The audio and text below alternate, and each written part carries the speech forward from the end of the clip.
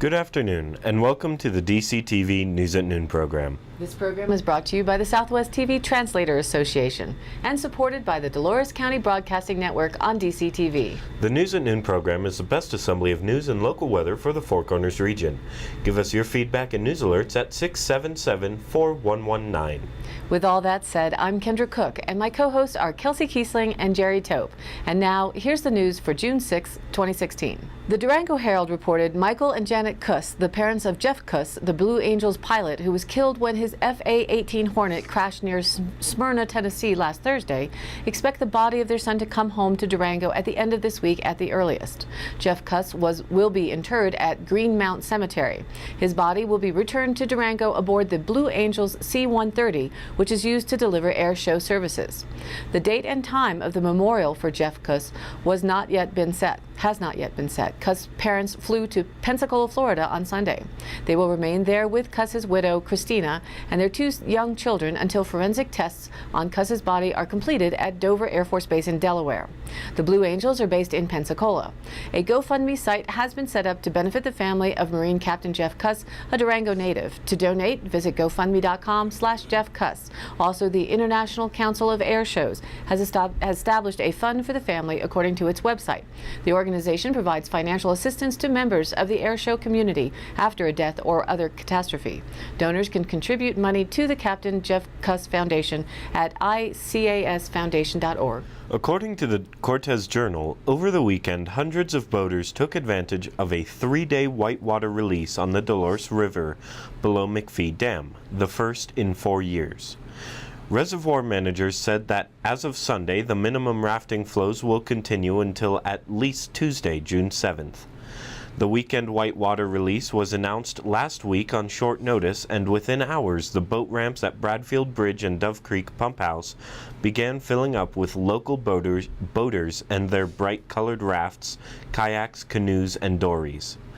"It's like a family reunion. It's wonderful," said boater Jen Ackers, a longtime local. By Friday morning, a parade of boats had disappeared into the sunny Ponderosa Gorge, the first leg of 97-mile stretch to Slick Rock that features lively rapids, epic camp spots, remote canyon hiking, and spectacular scenery. Bears roamed the shorelines and campsites and were startled by the sudden presence of humans. River otters swam among rafters and kayakers while desert bighorn sheep looked on from above. From the Cortez Journal, Four Corners residents live in a National Weather Service blind spot that hides dangerous storm conditions and compromises water supply forecasts.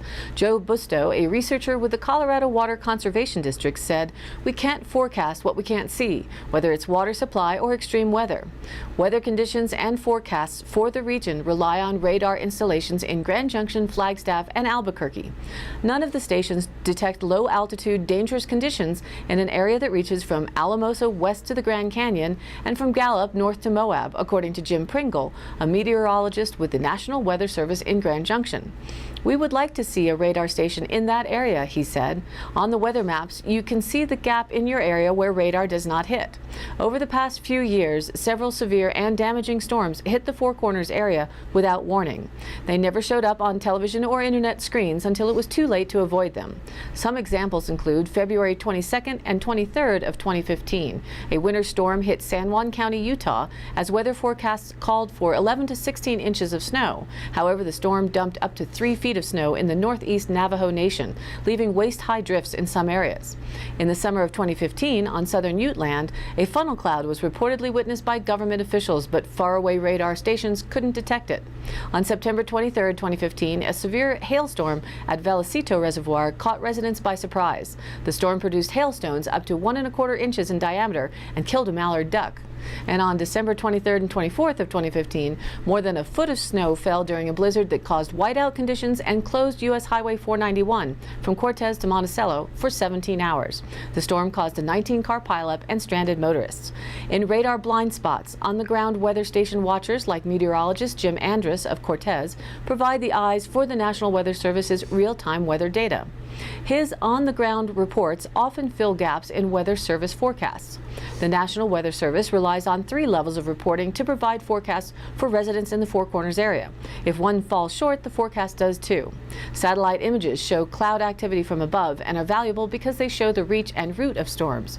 Ground-based radar, such as a Doppler system, looks into a cloud to determine the potential for precipitation and the severity of storms, including their potential and severity of their companions: snow, rain, hail, wind, and tornadoes. Water forecasters say that by adding radar data to satellite images, SNOTELs and stream data in place now would improve local river runoff and reservoir forecasts. Busto said local, state, and federal coalitions should be built to talk about how to plug the radar gaps in Colorado so we have more complete observational coverage. In the Water Conservation Board study, ideal locations for a permanent radar station were determined to be at regional airports in Alamosa, Durango, and Montrose. Busto said the Cortez Municipal Airport is also a potential location for a Doppler radar station. According to the Cortez Journal, Utah ski resorts recorded a 10-year high for visitors this past season, likely fueled by good early winter snow and buzz created by Vail Resort's merging of 2 ski areas into one mega resort. The nearly 4.5 million skier visits in the 2015-16 season surpassed the previous high of 4.2 million in 2007 and 2008. Ski Utah President Nathan Rafferty said Thursday at a news conference. The total also marked a 13% increase from the previous season, which was the second lowest in the last decade. Utah ski officials opened the season hoping the bigger is better strategy would lure more skiers and snowboarders to all their resorts. With most resorts near each other east of Salt Lake City, skiers and snowboarders regularly try several different ski areas on one trip, Rafferty said. The industry association doesn't release skier visit numbers for individual resorts, but Rafferty said nearly half of them set records. Utah's big season came amid a banner year for the region. Skier and snowboarder visits were up 8% from last season in the Rocky Mountain region. That includes Utah, Colorado, Wyoming, Montana, New Mexico, and Idaho, according to the National Ski Area Association. Colorado is set to announce its final numbers next week. 2 resorts are still open, but visits were up nearly 4% through February compared with the previous year, according to Colorado's Ski County USA, the state's industry association. The Cortez Journal reports that Governor John Hickenlooper again vetoed legislation creating a statewide ban on red light traffic cameras, saying last Thursday that individual municipalities should decide for themselves whether to use the often unpopular devices. Hickenlooper vetoed similar legislation last year and had asked lawmakers to craft a bill limiting red light cameras to school zones, road construction zones, and problem traffic areas that endanger safety. He also asked that any legislation require that traffic fines be used only for traffic safety and enforcement, not as a general revenue stream. The bill he vetoed had no such reasonable limitations, Hickenlooper said. Earlier versions of this year's bill could have allowed red light camera use in school and construction zones. Supporters of the bill argued that the use of red light cameras violated civil liberties and personal privacy. Legislative analysts said 8 of Colorado's most populous cities use red light cameras: Aurora, Boulder, Commerce City, Denver, Fort Collins, Greenwood Village, Lone Tree, and Pueblo. According to the Cortez Journal, federal data shows New Mexico has the highest rate of pedestrian deaths in the U.S. According to a report issued in May by the National Highway Traffic Safety Administration, New Mexico had 74 pedestrian fatalities in 2014, or a rate of 3.55 per 100,000 residents. The average U.S. rate was 1.53 per 100,000 that same year, the Albuquerque Journal reported. The next highest rate of pedestrian fatalities in 2014 was 2.96 per 100,000 in Florida. Data shows that alcohol contributed to the high rate, with 57% of the fatal pedestrian crashes involving alcohol in New Mexico. Albuquerque police spokesman Tanner Tischer, said pedestrian impairment is a key factor in the crashes. The majority of our pedestrian fatalities are a result of intoxicated pedestrians walking outside of safety areas and not the result of drivers being at fault, he said. Tischer said Albuquerque's homeless population is perpetually intoxicated and aren't looking out for cars in the middle of the night, which can lead to fatalities. More than 3/4 of pedestrian fatalities occurred in urban areas and 72% occurred in darkness. Jaywalking also contributed to the high numbers, with only about 1 in 5 pedestrians of the pedestrians killed struck at intersections. Most were killed crossing streets away from intersections. And now here's our weather report. Although the heat wave has recently peaked, temperatures will continue to be above 100 degrees for the lower deserts of Southern California, Arizona, Nevada during the day.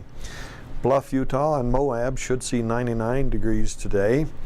Grand Junction 96, Farmington 95, Monticello 88, and Dove Creek 86. Rivers and tributaries are flowing in rapid melting runoff modes, so hikers and river rafters should be wary of hazardous crossing conditions. Relief is coming to the Pacific Northwest with cooler weather system on its way, arriving behind a Pacific cold front. However, it will not reach the Four Corners area until late this week, with tomorrow morning being our warmest with this current high pressure system center passing through our area then. There are slight chances of storms for most afternoons this week as peak heating occurs. Any moisture in the lower elevations will be difficult to measure, and we expect winds of up to 35 miles an hour this afternoon.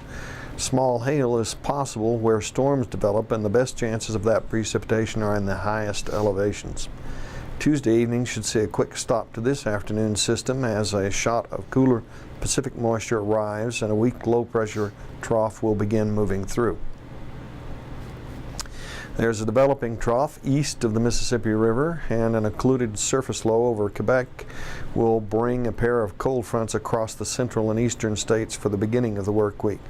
This is a cooler air mass by June standards and will cover the northern tier of the nation for today and tomorrow. Tropical moisture will continue to pump into the southeast ahead of the front associated with Tropical Storm Colin. Several inches of rain, severe thunderstorms, and flash flooding are possible for that area today as Colin tracks northeastward across Florida. It's then expected to parallel the southeast coast for just a bit before making a rapid turn and heading out to sea. In our 5-day forecast, high temps in the upper 80s, peaking at 90 on Thursday with afternoon storms and low temps uppermost for the midnight time, 40s, peaking at 50 on Thursday night and backing off to 40s by Saturday night. Last week's CO2 average was 407.53 parts per million. Week before last, 408.31 parts per million. 1 year ago, 403.37 parts per million, and 10 years ago at 384.69 parts per million. And now back to the news. According to the Cortez Journal, the Fort Lewis College Board of Trustees on Friday approved an 8.6% tuition increase for resident students, a $53.6 million budget for the next year, and the agreement to take over management of the old Fort Lewis campus in Hesperus. Tuition for full-time resident students will increase from $5,856 to $6,360 annually. There will be no increase in the $16,072 non-resident tuition for the 7th consecutive year, a decision associated more with the political climate in the Colorado General Assembly than the trustees' inclinations. Steve Schwartz, the college's vice president for finance and administration, told the board at its meeting in April that the legislature's Joint Budget Committee strongly discouraged an increase in the non-resident tuition. The state reimburses Fort Lewis College for Native American students who qualify for the tuition waiver. About 1,200 Native American students qualify for the waiver, with 80% of those students coming from out of state. That more than doubles how much the state has to pay for those students compared with the in-state Native American students. About 55% of out-of-state students at the school are Native American, said Michelle Peterson, Associate Vice President for the Finance and Administration. While the state could not stop the college from raising non-resident tuition, it could penalize the college by decreasing other funding it allocates to FLC, Schwartz said. From the Denver Post, soaring numbers of visitors are swelling private and public coffers in both summer and winter along Colorado's recreation-rich Interstate 70 mountain corridor. Tourist-generated tax revenues are reaching peaks. The recreation season now stretches for almost 12 months, with more opportunities for year-round play than ever before. While outdoor recreation has long been an economic keystone in Colorado, it is only now getting recognized as a major economic driver nationwide, with proposed federal legislation aiming to bolster the industry that has long languished at the physical kids table. This is a period of amelioration for recreation, a time when gear companies, rafting outfitters, ski areas, and advocacy groups join the grown-up table alongside industrial stalwarts such as energy development, manufacturing, and technology in conversations about the nation's economic development and public land policy. We are really getting to the point where I think the outdoor industry can save the world, said Luis Benitez, head of the Colorado Outdoor Recreation Industry Office. We are so limited on things we all can look at and say this is good for our heritage, our education, our environment, our health and wellness, and our economy. The outdoor industry is one of the few things everyone can recognize as vitally important. Benitez was the second person in the U.S. to lead such a state recreation office, following Utah. But expect another 4 or 5 states to establish offices of outdoor recreation soon as governors embrace the boon of outdoor play. A pivotal piece of proposed legislation comes from U.S. Senator Ron Wyden, a Democrat from Oregon. His Recreation Not Red Tape bill hopes to streamline convoluted public agency processes to expedite permitting while also creating national recreation area designations for highly treasured public playgrounds. The bill includes a clause that would allow individual forests, such as the White River National Forest, to keep ski area fees generated in their boundaries, a huge deal for Colorado. Sally Jewell, the former REI chief, who now serves as Secretary of the Interior, gave recreation another boost in April when she proposed an initiative that would require the federal government to include outdoor recreation as part of its annual gross domestic product reports, right along with other major industries such as oil and gas, travel and tourism, and manufacturing. Colorado Republican U.S. Senator Cory Gardner this spring joined a bipartisan group of senators supporting the Recreation's Economic Contributions Act, which would ensure that the Departments of Commerce and Labor annually measures recreation's impact on the U.S. economy. Of the Forest Service's 9 regions, the Rocky Mountain region, consisting of Colorado, Wyoming, South Dakota, Nebraska, and Kansas, is the busiest, with 29.5 million visits a year and a population of about 9 million. This sudden veneration of recreation as an economic force elevates Colorado as a national model for how state governments, land managers, businesses, and public-private partnerships can bolster recreation while preserving resources and growing economies. Recreation now can be painted as a business investment. Ironically, while Democrats and Republicans are coming together to embrace the outdoor industry, the industry itself remains fractured, with different groups pursuing similar directions but not side by side. There is hope that the economic study will clearly quantify the role of outdoor recreation and the outdoor industry and serve as a unifier for the various tribes within the outdoor realm. Those tribes, hikers and mountain bikers for example, often clash, while extractive uses such as oil, gas, and mining have a unified voice when it comes to lobbying for beneficial policies. Luis Benitez said, "Right now, we need to focus on coalition building inside the recreation industry and getting all sides to see how this can be integrated into the community." According to the Cortez Journal, if ever there was an only in Durango moment, here it is. A taxidermy sheep that was stolen from outside a local art gallery May 27th reappeared the next morning in the lobby of the Durango police station, naked. For 8 years, Donna Frank, owner of a shared blanket, placed the woods-based sheep outside her store at 104 East 5th Street, usually dressed in colorful garb. The once living and breathing sheep, given to Frank by a group of Navajo ranchers, became a fixture at the art gallery. On May 27th, a rainstorm around 4:30 p.m. prompted Frank to take the sheep inside. After the sky cleared, she replaced the animal at its regular perch. but when she went to close the store later that night, the sheep was gone. It was the last time Frank saw the sheep, or so she thought. According to Frank, the sheep was found the next morning in a police station lobby, stripped of its hat, train necklace, and Navajo sash belt. Frank said she's glad to have her guard sheep back at its proper place. We were sort of hoping he'd be found at that rock monstrosity near the Highway 160 intersection, but we're just happy to have him back, she said.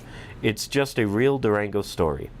Durango police did not respond to calls about this story. And another story from the Durango Herald. For most of Sue Sosie's life, sheep were her family. The Navajo woman from Page, Arizona, herded hundreds of sheep each day. She gathered their wool to weave into blankets or trade away for other goods. But in recent years, it's been more difficult for 96-year-old Sosie to spend time with them. She sold most of her sheep when her husband died in 1974, and she has made the transition to assisted living. Last week at Canyons of the Ancients Guest Ranch, west of Cortez, Sosie's wish was granted. She was invited to the ranch to spend time with its 120 sheep there, along with daughters Manning, Ida Smith, and Brenda Glazier.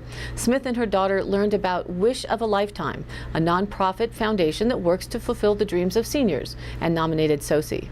Last Wednesday, Sosie wore traditional Navajo clothing as she sat on a log to feed a lamb at the ranch. A picturesque rustic scene served as a backdrop behind her.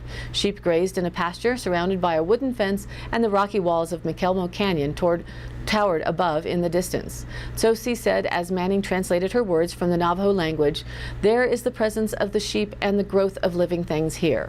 Most of the sheep at the ranch are churro sheep, a breed originating from Spain that the Navajo tamed through the Spanish conquest. Sosie also can predict the phases of the moon and movements of the stars with uncanny accuracy, Manning said. This was the first visit to McElmo Canyon for Sosie and her daughters. Sosie said she had always wanted to see where Colorado was and what the area looked like. She said she recognized some of the plants she saw around the area. Sosie was grateful for the hospitality of the people she met at Canyons of the Ancients Guest Ranch. And now the Dolores County Sheriff's Roundup for the week of May 30th through June 5th. Reports of several text scams were called into the sheriff's office. A camp trailer left at County Road M and Highway 491 was checked by a deputy. Their tow vehicle developed mechanical issues and went to Cortez for repairs. A Bug Point resident reported public road signs being destroyed by rifle shots. The case is under investigation. A deputy contacted an owner whose irrigation water was spraying a county road. The resident immediately responded to correct the situation. That's it for today's roundup. Stay tuned this week for more updates. In today's High Country happenings, Tuesday, June 7th, the rodeo comes to the Cortez Public Library at 10 a.m. with a life-size mannequin horse, stories, and crafts. Bring a camera and dress Western. Each child receives a free rodeo ticket if accompanied by an adult ticket holder for the June 9th through 11th rodeo at the fairgrounds. For details, call 970-565-8117. And Wednesday, June 8th, the Southwest Colorado Canyons Alliance presents Dr. Scott Ortman at 7 p.m. at Crow Canyon Archaeological Center for a free lecture. Ortman will discuss rebalancing the narrative of Spanish colonization in New Mexico. For details, call Diane McBride at 970-560-1643 or email diane.mcbride@southwestcocanyons.org. Thursday, June 9th, archaeologist Grant Coffey will speak on creating symmetry, building social landscapes in the Central Mesa Verde region. That's at 7 p.m. at the Crow Canyon Archaeological Center on Road K. For details, call 970-564-4362. And tomorrow, Tuesday, June 7th, Dove Creek resident Zeke Raby's memorial service will be held at 10 a.m. at the Dove Creek Cemetery with reception to follow at the VFW. All of the event listings are available on our DCTV News at Noon Facebook page. If you have a suggestion, you can email us at dcbnnews@gmail.com or call the station at 677-4119. Again, thanks for tuning in. This program is aired live at noon Monday through Wednesday and rebroadcast at 2:30 and 8 p.m. on Channel 32.1 Dolores County, on Channel 30.4 in Montezuma County, and their cable Channel 5. And you can also rewatch it on YouTube. Search DCTV News at Noon, and please like us on Facebook and follow us on Twitter. On tomorrow's Talk Tuesday, June 7th, we'll welcome an in-studio guest, Kathleen Kiesling, to discuss the launch of the Dolores County Farmers Market this summer and field your calls to talk fresh produce. produce. For Kendra Cook, Jerry Tope, and all those who are working to bring you DCTV and the News at Noon program from Dove Creek, USA, I'm Kelsey Kiesling. See you next time.